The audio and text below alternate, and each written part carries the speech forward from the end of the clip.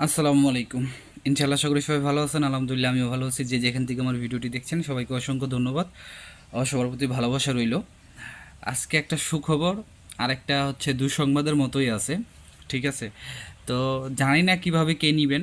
আর আহ, এটা জানি না আসলেই। তবে আমার মনে হয় যে সিদ্ধান্তটা যেটা নেওয়া হয়েছে, মানে যে খবরটা আমি আপনাদের বা যে নিউজটা আমি দিব, এটা আমাদের জন্য একটা পজিটিভ দিক। আর যারা নিছে তাদের জন্য একটা পজিটিভ দিক।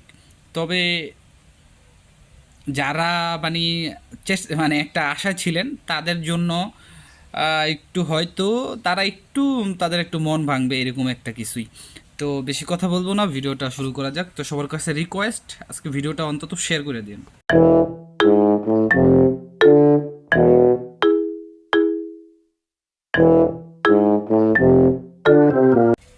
সব কিছুর জন্য আলহামদুলিল্লাহ। না, প্রথমে আমি যে কথাটা বলতে চাই, আমি ছোট করে একটু ভিএফএস এর অ্যাপয়েন্টমেন্টের বিষয়ে কথা বলতে চাই। গতকালকে ভিএফএস ওয়েবসাইটে একটা জিনিস আপনারা দেখতে পারছেন অলরেডি, এটা আমিও দেখছি, যে অ্যাপয়েন্টমেন্টের যে সিস্টেমটা ছিল ভিএফএস গ্লোবালের, সেটা হচ্ছে ট্যুরিস্ট ভিসার জন্য, সরি স্টুডেন্ট ভিসার জন্য। এখন থেকে স্টুডেন্ট ভিসার জন্য যারা ফাইল আপনারা জমা দিবেন, সাবমিট করবেন ভিএফএস গ্লোবালে, তাদের জন্য কোনো অ্যাপয়েন্টমেন্ট লাগবে না। উইথাউট অ্যাপয়েন্টমেন্ট আপনারা শুধু জাস্ট ফাইল নিয়ে সেখানে ডিরেক্টলি জমা দিতে পারবেন। এটা কিন্তু স্টুডেন্টদের জন্য ভালো একটা অপরচুনিটি। আর এর কারণ হচ্ছে আগামী 1-2 মাস পর হয়তো বা ইতালিতে আপনার যে স্টাডির জন্য যে কোর্সগুলো আছে সেগুলো হয়তো আপনার আবেদনের জন্য তারা অনলাইনের যে ব্যাপারটা, সেটার সিস্টেমটা হয়তো আপডেট করবে। তো এই জন্যই যেমন স্টুডেন্ট ভিসাদের জন্য অ্যাপয়েন্টমেন্টটা এরকম স্লটটা মানে তারা একদমই বাতিল করে দিছে, যাতে সরাসরি তারা দিতে পারে। এই ক্ষেত্রে কিন্তু যারা স্টুডেন্ট বিষয় দিবে তাদের ফাইলের কাজটা একটু তাড়াতাড়ি হবে। তো এরকমটা যদি হয় তাহলে কিন্তু আপনাদের যে যারা ভিএফএসগুলো আছেন আপনাদের ফাইলের একটু পরিমাণ কমতে পারে। তবে আমার মনে হয় না কমবে, কারণ তারা এক্সট্রাভাবে যারা আপনারা ওয়ার্ক পারমিট ভিসার জন্য জমা দিয়েছেন তাদের আলাদাভাবে কাজ হচ্ছে।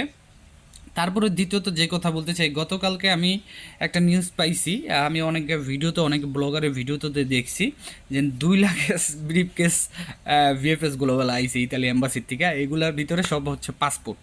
এখন এগুলা ফ্যামিলি ভিসা হতে পারে, আপনার সিজনাল ভিসা হতে পারে, স্পন্সর হতে পারে, ডোমেস্টিকও হতে পারে, যে কোনো ধরনের রিএন্ট্রি ভিসা, এগুলো সব মিলাই ঝিলেও কিন্তু এই ব্রিফ কেসের ভিতরে থাকতে পারে। আশা করি বুঝতে পারছেন।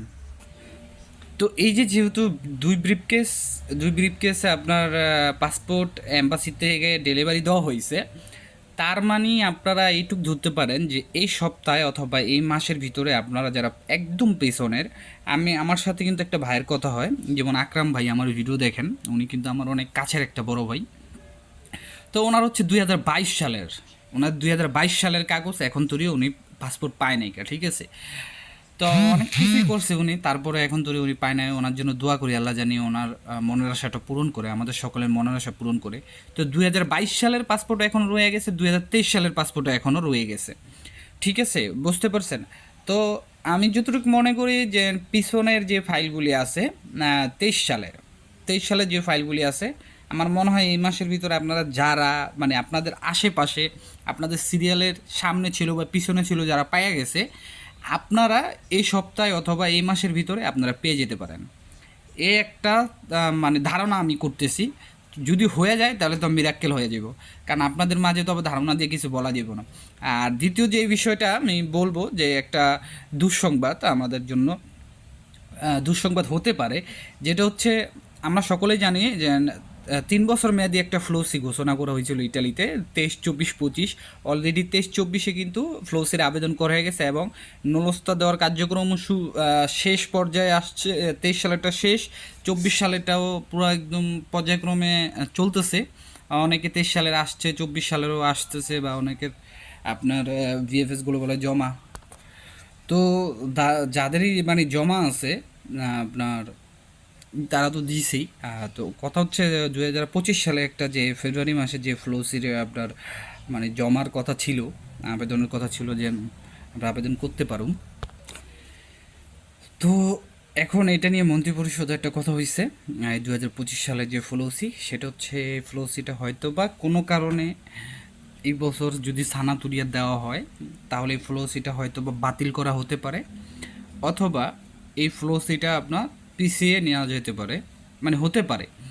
আর যদি এই ফ্লোসিটা হয় তাহলে মানে তারা একটা প্রস্তাব রাখছে যাতে কর্মীর এরকম সমস্যা না হয়, যে কর্মী এসে মালিক পায় না, মালিক কর্মীরে পায় না, মানে কাজের লোক পায় না। তো এরকম সমস্যা যাতে না হয়, যে এখন এইটা কিন্তু ইতালিতে বাস্তবভাবে মানে যে জিনিসটা তারা জানতে পারছে যে এখানে শুধু কর্মীর দোষ না, মালিকেরও দোষ আছে, আর একজন তিন নাম্বার হাত আছে যেটা দালাল, মানে তিনোটা পক্ষের দোষ আছে, যে আমরা টাকার বিনিময়ে আসতেছি, তারা টাকার বিনিময়ে আমাদের আনতাছে। তো এখন তারা যে প্রস্তাবটা রাখছে যে যারই নলস্ত উঠবে সেই ব্যক্তির সাথে মালিকের একটা এগ্রিমেন্ট করতে হবে, কাজের কন্ট্যাক্ট করতে হবে। সেটা কিভাবে? আপনি যেই দিন ইটালিতে আসবেন সেই দিন থেকে আপনার কাজের কন্ট্যাক্ট, বা সেই দিনে তার একদিন পর থেকে আপনার কাজের কন্ট্যাক্ট শুরু হয়ে যাবে, ঠিক আছে?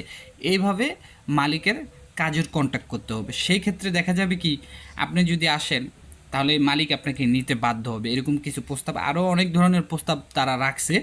বাট এখন যেটা এই 2025 ফ্লোসির জন্য তারা এই প্রস্তাবটা রাখছিল, কিন্তু এটার বিরোধিতা করছে অনেকেই। কারণ হচ্ছে এটা যেহেতু 2022 সালে একটা সম্পূরক কোটার ভিতর, 23 সালে এটা সম্পূরক কোটার ভিতর, মানে 3 বছর একটা ফ্লোসির মেয়াদের ভিতরে যেহেতু লেট যে এটা হয়ে গেছে, তাই তারা এটার জন্য মানে আলাদাভাবে আবেদন করছে, যেহেতু এটা আগে ঘোষণা হয়ে গেছে, সেহেতু এটার ভিতরে নতুন করে আর কোনো সিস্টেম করার দরকার নাই।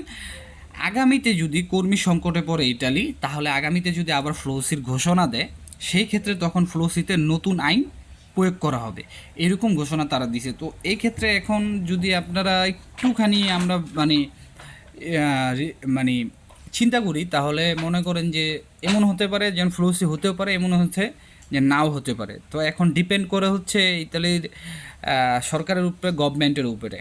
তো এই পর্যন্তই ছিল আজকের মতো ভিডিওটা। যদি ভালো লাগে অবশ্যই শেয়ার করবেন, সবার জন্য দোয়া রইল, সবাই আমার জন্য দোয়া করবেন। আসসালামু আলাইকুম, আল্লাহ হাফেজ।